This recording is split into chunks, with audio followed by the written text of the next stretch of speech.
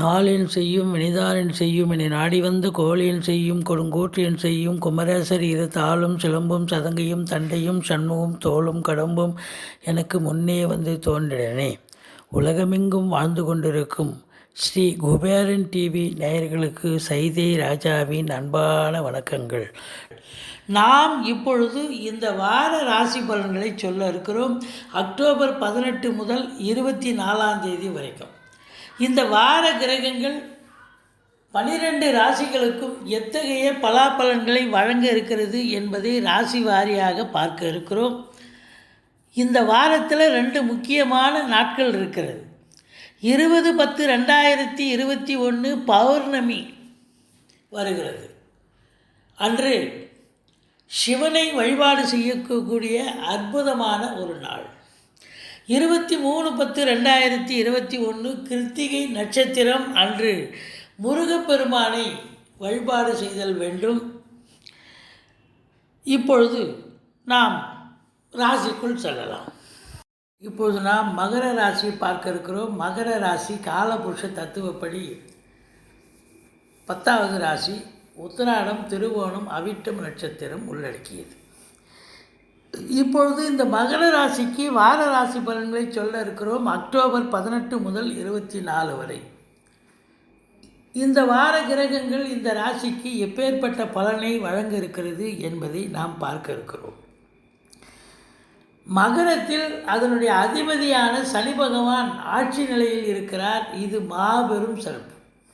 அந்த வீட்டு அதிபதி அந்த வீட்டில் இருந்தால் அதை விட ஒரு சிறப்பு வேறு என்னங்க வேணும்?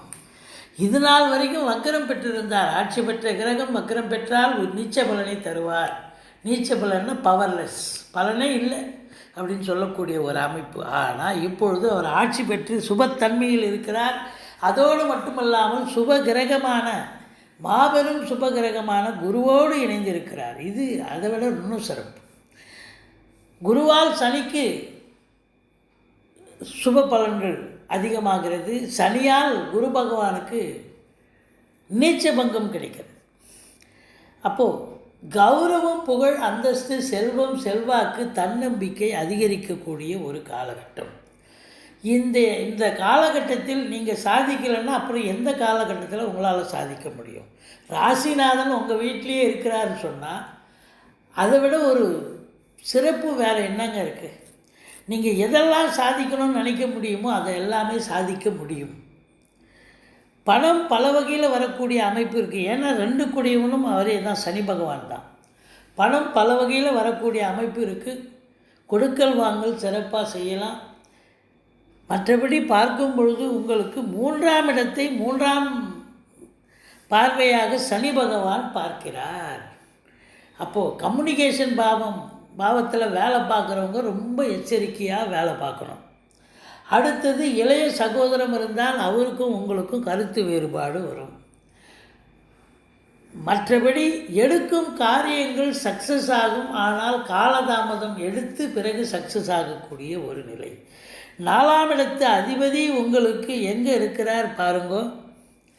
4க்குடையவன் உங்களுக்கு உச்ச நிலையில் குரு பார்வையில் இருக்கிறார்.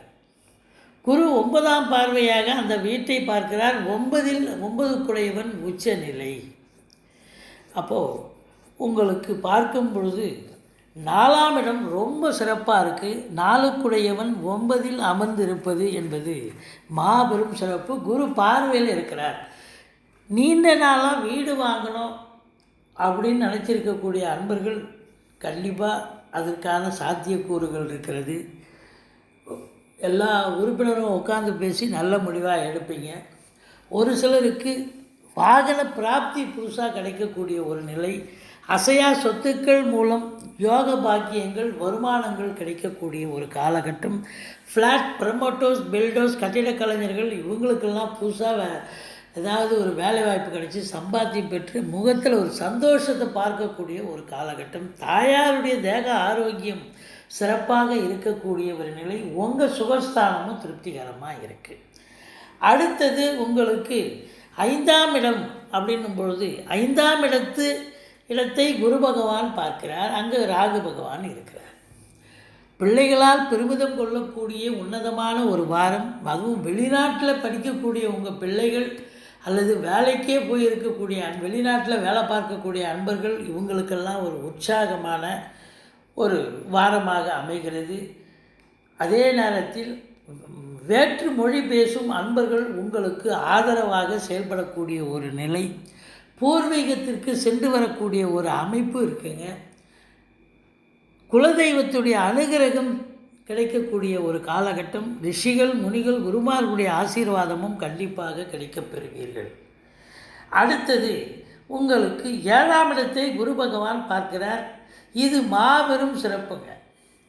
கணவன் மனைவி இதுவரைக்கும் கருத்து வேறுபாடாக இருந்திருப்பீங்க, ஒரே வீட்டில் சண்டை போட்டு பேசாமல் இருந்திருப்பீங்க, இல்லை பிரிஞ்சும் போயிருக்கலாம். இப்போ அவங்கெல்லாம் ஒன்று சேர்ந்து சந்தோஷமாக கணவன் மனைவி ஒன்று சேரக்கூடிய காலகட்டம்.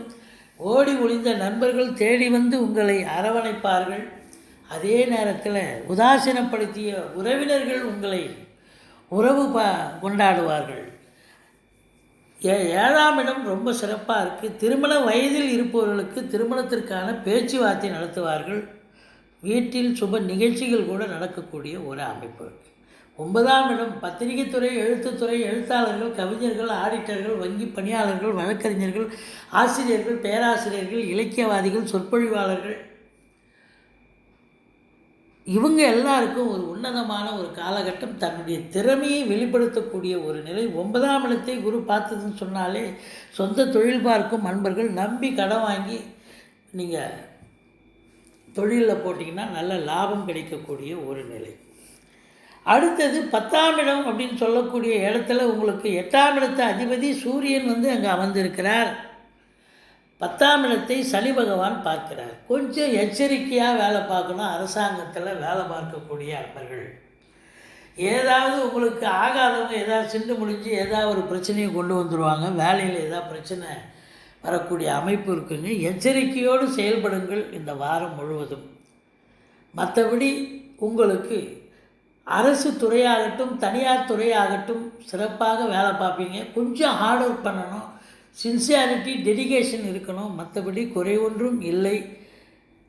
11ஆம் இடத்தில் சுக்கிர பகவான் இருக்கிறார். பெண்களால் ஆதாயம் கிடைக்கக்கூடிய, பெண்களால் பணவரவு, பொருள் வரவு வரக்கூடிய ஒரு அற்புதமான ஒரு காலகட்டம். மொத்தத்தில் பார்க்கும் பொழுது இந்த மகர ராசி அன்பர்களுக்கு இந்த வாரம் சூப்பரான ஒரு வாரமாக அமைகிறது. நீங்கள் வணங்க வேண்டிய தெய்வம் ஈஸ்வரனை வழிபாடு செய்யுங்கள். சக்கரத்தாழ்வாரை போற்றுங்கள்.